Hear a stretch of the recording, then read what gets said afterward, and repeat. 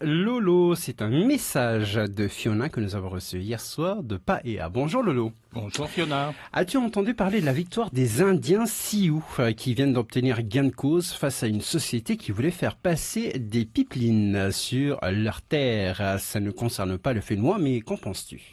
Alors j'ai vu cette histoire en effet abondamment relayée sur Internet et les réseaux sociaux, et s'il est vrai que ça ne concerne pas le Fénois, il n'empêche que je n'ai pas pu m'empêcher de faire un parallèle avec le combat mené actuellement par ces associations pour s'opposer au projet d'exploitation des phosphates à Makatea.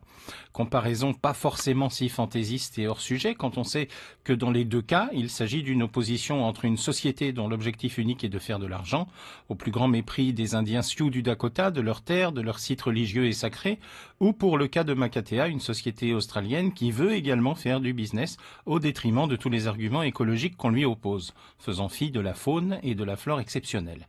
Dans les deux cas, d'un côté le fric et de l'autre la préservation des lieux. Alors, Dakota-Makatea, même combat ? Dans le cas des pipelines sur les terres indiennes, il s'agit d'une décision politique prise sans doute sous la pression de l'opinion publique, Barack Obama capitalisant ainsi encore un peu plus de popularité en fin de mandat avec ce choix de proposer un autre tracé de ces oléoducs qui préserverait les terres en question. C'est en fait une victoire fragile puisqu'au mois de janvier, c'est Donald Trump qui arrive aux affaires et non seulement il est positionné comme étant favorable au tracé de pipeline qui vient d'être stoppé, mais il est également partie prenante puisqu'il est actionnaire de la société Energy Transfer Partners, l'entreprise porteuse du projet. Mais s'il y a volte-face du président à la mèche sauvage, la résistance reprendra de plus belle. Au Fénois, que donnera la lutte de l'association Fatou Fénois No Makatea et quelle sera l'issue du projet d'exploitation des phosphates? Bien malin qui pourrait le dire.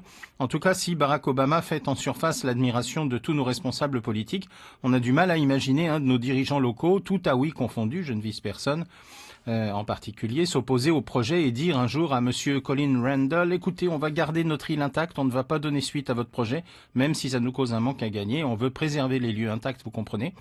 Alors bon retour en Australie et merci. Non, hélas, ici, ce serait de la science-fiction. Merci beaucoup Lolo, c'était de quoi